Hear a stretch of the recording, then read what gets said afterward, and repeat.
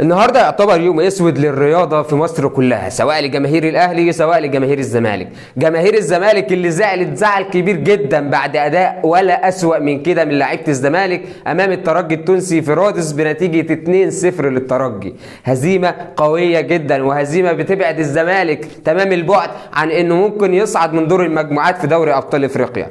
والنهارده الاهلي كمان على ارض القاهره مع سان داونز بيتعادل بنتيجه 2-2 بعد دراما كرويه غريبه جدا سواء من سان داونز سواء من الاهلي. سان داونز معلوش اي عيب ولا ضرر، سان داونز لحد دلوقتي عمل اللي هو عايزه. سان داونز خد منك النقطه وبالنسبه له النقطه دي غاليه كبيره قوي، لكن بالنسبه لك انت يا اهلي النقطه دي يعني بقول لك ايه، احنا كنا محتاجين الثلاث نقط دي باي طريقه، انتوا ضيعتوا الثلاث نقط.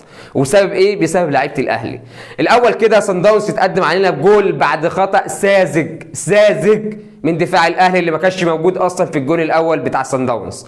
بعد كده نرد احنا وربنا يكرمنا في بدايه الشوط الثاني بضربه جزاء، واللي يخش يشوطها محمد هاني. دي جديده اقسم بالله بامانه، لان انا اول مره اشوف محمد هاني يشوط ضربات جزاء. محمد هاني ساعه ما كان بضربات ترجيح بيدخل يشوط كنا بنحط ايدينا على قلبنا وبنقول يا رب استر، لكن محمد هاني يبقى تخصص ضربات جزاء في النادي الاهلي دي جديده. مش عارف مين اللي حط الموضوع ده، مش عارف مين اللي ادى الامر بالموضوع ده. لو كولر يبقى انت كده بصراحه يا كولر قصرت معانا جامد، لان احنا ما كناش متوقعين منك كده. احنا متوقعين كجماهير الاهلي ان انت ماشي بمنوال وماشي بخطه تمام جدا. وبصراحه اداء الاهلي النهارده والخطه اللي كان عاملها كولر كانت 10/10، بس السبب اللعيبه مش واحد يجي له ضربه جزاء ويضيعها يا جماعه وفي الاخر تقولوا كولر ماشي بمنوال وبطريقه حلوه جدا. صدقني لو معاه لعيبه تنفع تلعب بالطريقه اللي هو عايزها كولر، صدقني والله العظيم ما فيش ولا فريق في افريقيا هيقف قدامه. لان الصراحه الخطه اللي ماشي بيها كولر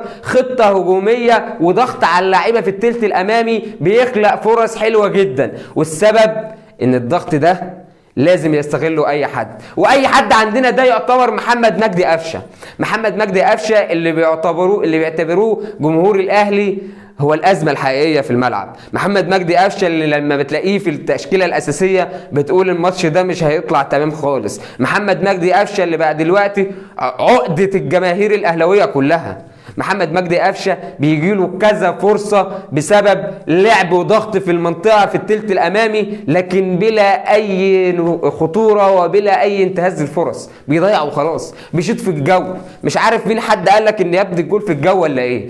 انا مش عارف قفشه ده هيفضل لحد امتى كده، ومش عارف اصلا كولر مصر ليه على قفشه في التشكيله الاساسيه. يا عم خليك لما تغلب ان شاء الله بقى نزله يا عم، يبقى خليه يجري شويه في الملعب مع اللعيبه، لكن قفشه وحش جدا جدا. تاني حاجه بقى ونص الملعب اللي ربنا ستر عليه النهارده بسبب مين؟ بسبب مروان عطيه. الصفقه اللي بقى لها كام ماتش يا دوب بس مع الاهلي وبتلعب بروح وبتلعب برجوله وعمل كل حاجه النهارده في نص الملعب، لا وكمان في نص الملعب، لا ده في الدفاع. مروان عطيه النهارده عامل جبهه كويسه جدا، ولولا مروان عطيه والله كنا شلنا قبح، والله صدقوني كنا شلنا قبح النهارده يا اهلاويه. مروان عطيه النهارده بيقطع كرات كانت محققه اهداف. مروان عطيه النهارده اللي كان جنبيه اليو ديانج اللي مش موجود.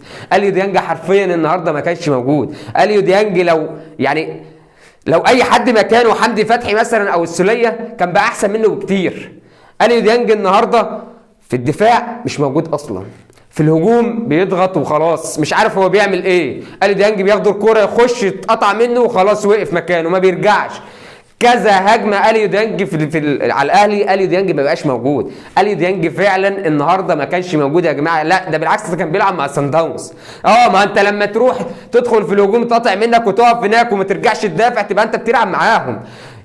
لغز اليو ديانج ده اللي مش عارفين نحله لحد دلوقتي. هو انت حلو على طول، وحش على طول، لكن انت حلو ولا وحش احنا مش عارفين. احنا كجمهور الاهلي كولر ساعات يقتنع بيك، كولر ساعات ما يقتنعش. انا لحد دلوقتي كجمهور واحد من جمهور الاهلي انا مش عارف احكم عليك ازاي، انت كويس ولا مش كويس، انا مش عارف احكم. وبالنسبه بقى لدفاع الاهلي النهارده اللي كان متخيط، دفاع الاهلي كان متخيط حرفيا. اي كوره كانت بتروح بتبقى هجمه خطيره، اي كوره كانت بتروح بتبقى هجمه خطيره. وده بسبب ايه؟ ده بسبب الضغط المتقدم اللي كانوا بيعملوه لعيبه الاهلي. لعيبه الاهلي كانت بتضغط بنص الملعب والدفاع والهجوم على صن داونز في الثلث الامامي، او معنى صح، والدفاع بتاعنا بيضغط في الثلث الثاني، فالثلث الاخير دلوقتي بقى فاضي، فيعملوا بتاع الصن داونز الكره العاليه الاماميه يروح بيها بتاع صن داونز، خلاص ما فيش حد، ما فيش دفاع. اي كره كانت بتروح عاليه تبقى خطره. ليه؟ لان الدفاع متقدم، الدفاع مش موجود. واي حد من بقى يخش معاهم في كوره مثلا عشان ياخدها منه، لا ما بيعرفش. لعيبه الصن داونز كلها بتبقى واقفه على رجليها صح، لعيبه الصن داونز كلها بتعرف تاخد الكره من مدافعين الاهلي، لعيبه الصن داونز بتعمل خطوره جدا على دفاعات الاهلي. الشناوي ملهوش اي غلط خالص في اي هدف جه. الشناوي ولا الهدف الاول ولا الهدف الثاني يحسب عليه. الشناوي عمل اللي عليه. الشناوي ربنا كرمه وانقذنا من 2-0، كان ممكن تنهي المباراه تكتيكيا حرفيا. على فكره المباراه لو كانت خلصت على 2-0 بعد ما الشناوي صدر كرة على مرتين، الشناوي صدر كرة على مرتين، ودفاعات الاهلي موجوده واقفه قدام الكرة، ومش فيش حد عايز يخرج الكرة. طير يا عم، طير بعيد. انت مش لازم يعني تاخد اللقطه وتقعد تراس منطقه الدفاع. احنا وضعنا وحش، احنا مغلوبين 1-0. طلع من الدفاع. ربنا يكرمه اقسم بالله الاول والاخير حسين الشحات اللي النهارده كان عامل تحويله في الماتش في الناحيه الهجوميه. حسين الشحات اللي النهارده انا بقول دايما عليه وجوده في الملعب ده اطمئنان لجماهير الاهلي. حسين الشحات اللي جاب هدف عالمي، وده يدل على ان دفاع صن داونز ده ملوش فيه. والله العظيم دفاع صن داونز ملوش فيه. صدقني لو واحد غير بيرسي تاو النهارده في الكرات اللي كانت بتجيله ديت وبيعرف ياخد القرار بسرعه ويضرب الكوره، والله العظيم كان الاهلي طلع مستريح 4-3. لكن بيرسي تاو ده اخره يقعد على الدكه، يروح يشوف له فدانين قمح كده يحصد فيهم وخلاص. بجد اقسم بالله بيرسي تاو ده ملوش فيها خالص. بيرسي تاو ده بينزل عشان يضيع بس يفسد هجمات على الاهلي. لكن بالنسبه لبيرسي تاو يلعب كمهاجم، لا ما ينفعش اقسم بالله. كولر بيرسي تاو ده يبقى يلعب مهاجم اصلا. بيرسي تاو ده ما ينفعش يعمل حاجه غير انه يقعد على الدكه، وان شاء الله مش هيقعد على الدكه، هيكون اول الراحلين على الاهلي. بيرسي تاو ان شاء الله هيكون اول الراحلين على الاهلي، وده الكلام الاكيد بالنسبه للمستوى اللي احنا مش عارفين له حاجه اصلا. هو شاطر بس تجيله الكوره هعمل ايه؟ هشوط؟ لا مش هشوط، لا انا مش هقدر اعدي، لا خلاص ارجع لورا.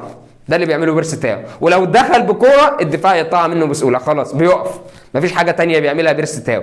حسين الشحات اللي عرف ان اللعيبه بتاعت او دفاع صن داونز ده ملهوش فيه.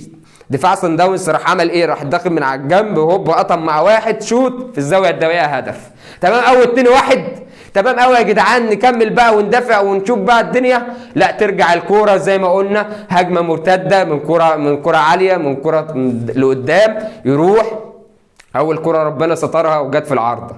تاني كوره لا سايبينه خالص والدفاع مرمي على الارض والتانيين بيتفرجوا عليه بيشوطوا الكوره كانه بينتقم. لا هو بينتقم حرفيا، لان شوط الكوره ديت انتقام.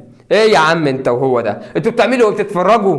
ده وقت فرجه؟ ده مش وقت فرجه اقسم بالله. احنا وضعنا بقى وحش جدا. الكره المصريه وضعها بقى وحش جدا في افريقيا دلوقتي. انا ما بقتش قادر اقول لاي حد سواء كان من الترجي التونسي او الصن داونز او المريخ او الهلال ان احنا عندنا كوره، لان بتوع الترجي كانوا طالعين قبل ماتش الزمالك والترجي بيقولوا ان الزمالك كده فريق ضعيف وهنكسبه، والفعل كسبوه. صن داونز كان عارف ان احنا برضه ان هم يكسبونا وبرضه تعادلوا معانا. الحمد لله ربنا ستر على التعادل. اقسم بالله التعادل ده نتيجه انا مبسوط منها بسبب الاداء اللي شفته في الملعب. صن داونز النهارده لو كانت استغلت كام فرصه جت كانت هتطلع بنتيجه 5 ولا 6. فالحمد لله بعد ما احنا نضيع ضربه جزاء وبعد ما احنا برضو نضيع فرص قدام المرمى بسبب بيرسي تاو اللي كان غريب جدا زي ما قلت، فالحمد لله ان احنا طلعنا بنتيجه 2-2. ربنا كرمنا وان شاء الله بقى نشوف اللي جاي. بالنسبه للزمالك فان شاء الله لسه في فرصه يا جماعه، جماهير الزمالك والله لسه في فرصه. انت لحد دلوقتي قدامك 3 ماتشات ب9 بونت، انت لو خدت 9 بونت انت ان شاء الله 9 الثاني مرتاح كويس قوي. بالنسبه للاهلي بقى ودي المشكله الكبيره، لان هو انت بتلعب صن داونز هنا على ارضك وبالاداء ده وبيتعادل معاه 2-2 بالعافيه، فربنا يكرمنا بقى ان شاء الله مع صن داونز في العوده ونشوف بقى الاداء اللي هيحصل وكره ناوي يعمل ايه. وفي الاخير بقى صديقي ما تنساش بقى تشترك في القناه لو بتشاهدني على اليوتيوب، ما تنساش تتابعني على الفيس، لو انت بتشوفني على الفيس دلوقتي ما تنساش اللايك والكومنت الجميل. السلام عليكم.